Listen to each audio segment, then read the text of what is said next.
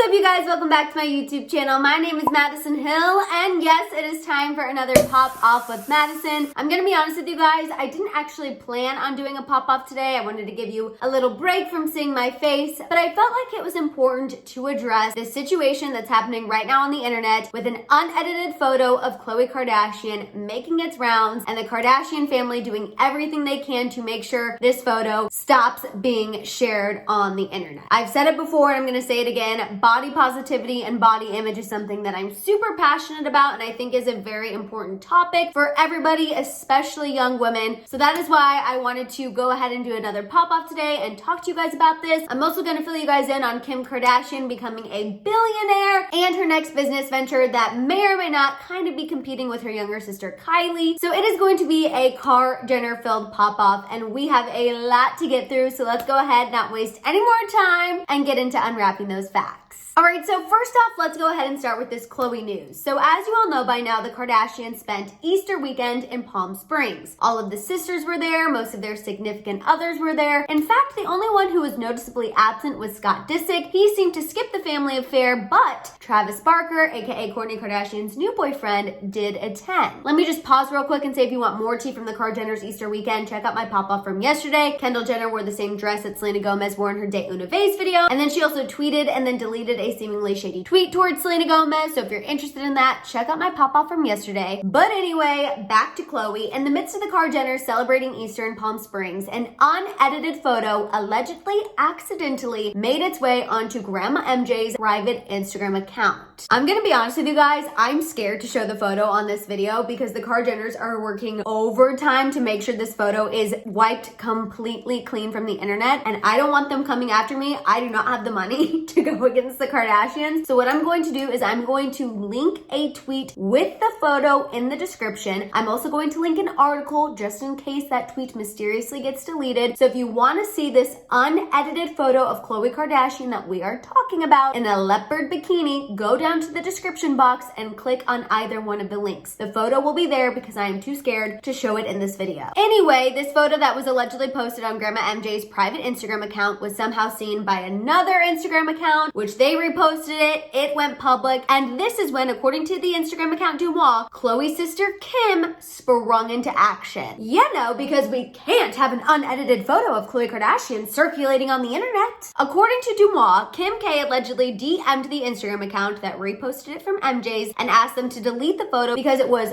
doctored and in the worst lighting. Dumois claims to have allegedly seen these DMs. After Dumois posted that, the owner of the Instagram account said that it's their spam account and that Kim did not DM them. Someone else from Kim's team contacted them, and legally now this person can't speak on anything. You guys know nobody whips out an NDA faster than the KarJenners. Okay, now the person I believe is the one who's behind DMing this Instagram account and asking them to take it down is KKW Chief Marketing Officer Tracy Romulus, I believe is how you say her name, because she has now released a statement regarding this unedited picture of Khloe. She told Page Six, quote, "The color edited photo was taken of Khloe during a private family gathering and posted to social media without permission by mistake by an assistant. Khloe looks beautiful, but it is within the right of the copyright owner to not want an image not intended to be published to be taken down." I'm not entirely sure who they think is going to buy the storyline that an assistant took an unauthorized photo of Khloe Kardashian and posted it on the internet, but I understand they want to take the heat off Grandma MJ. They probably also want to take the heat off people trying to find Grandma MJ's private Instagram account. Although I'm really ready to pop off about Khloe, let me first fill you in on this Kim KT. First off, Forbes estimates that her net worth has increased from $780 million in October to now $1 billion. Yeah, so I'd say Kim K is doing just fine post Kanye West divorce, and if she's not, at least she can cry into her billions. And on top of that, Kim is about to add even more to that net worth because she is about to start a new business. According to TMZ, Kim has filed trademark paperwork for a new skincare line. It's going to be called Skin by Kim, spelled SKKN. And according to the trademark paperwork, she wants to sell products for hair, skin, and nails. All right, you guys, now that you know all the information, I have so many thoughts. So let's not waste any more time, pop off, and get to that shambong.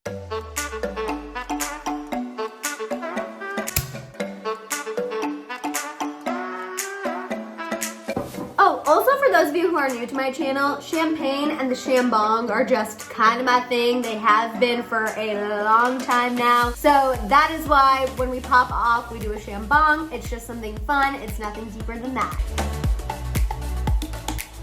All right, so first of all, let's talk about Kim's skincare line. Honestly, I'm not that surprised at all. I feel like it's kind of a natural progression that once you have a makeup line, you eventually get into skincare because hello, if people want your makeup to go on smooth and flawlessly, the best way to do that is to make sure the skin underneath is nourished and taken care of. So it's honestly no surprise to me that Kim is looking to get into the skincare game. I will say I don't think that Skin by Kim is going to compete with Kylie's Skin, and the reason I say that is because I feel like Kylie's Skin is a decent product line for those who are just starting their skincare journey, those who are just starting to learn about skincare and what skincare they need. I think Kylie's Skin is perfect for that. Kim's skincare line, I feel like is going to be geared towards an older audience. I feel like it's going to be focused on anti-aging products, and also, at least I hope, Kim is probably going to go for a little more of a luxury market, which I think is fitting and on brand. Moving on, let's go ahead and talk about that photo of Khloe. In my opinion, Khloe looks about 10 years younger in this photo. She looks like old Khloe. And for those of you who want to try to pose the question that maybe this is an old photo, it's not. If you go ahead and look at Khloe's nails, there's a picture she posted recently where she's showing off the promise ring that Tristan Thompson gave her, and her manicure is the same in that recent photo as it is in this unedited bikini photo. So it was definitely taken recently. It was definitely taken over the Palm Springs weekend. And I think she looks freaking great. Her waist is still snatched. Her stomach is flat. Like I said, she looks younger. The only difference is her skin has not been edited to be as smooth as a newborn baby's bottom. Hello, because newsflash, nobody's skin is that perfect and that perfectly smooth. Personally, I think it's absolutely wild how this photo has blown up, and I think Kim springing into action to make sure that this photo is completely scrubbed from the internet is giving it that much more life and giving it that much more attention. And I also think it goes to show that we actually, as a society, are craving natural and authentic images online because people are going to extreme lengths to get their eyes on this unedited photo of Khloe. We clearly just want to see the Kardashians in their natural and unedited state. I do want to say that one thing I think that is super ironic here is that, in my opinion at least, the Kardashians are the ones that, at least in the last 5 years, have been the ones to really shape this Instagram expectation body. And what I mean by that, it's also what I call LA pretty. What I mean by that is, you know, the tiny waist, flat stomach, big booty, big boobs, thin legs, which anyone who has a naturally big butt knows that thin legs and a big butt just don't go together. Sorry, it's always one of my pet peeves, but you know what I mean. The sucked in cheeks, the big lips. In my opinion, the Kardashians were really the ones to kind of lay that Instagram model body blueprint. And this photo proves that that is so unnatural because they can't even naturally maintain this expectation. And I think this whole situation just goes to show how much Facetune and filters have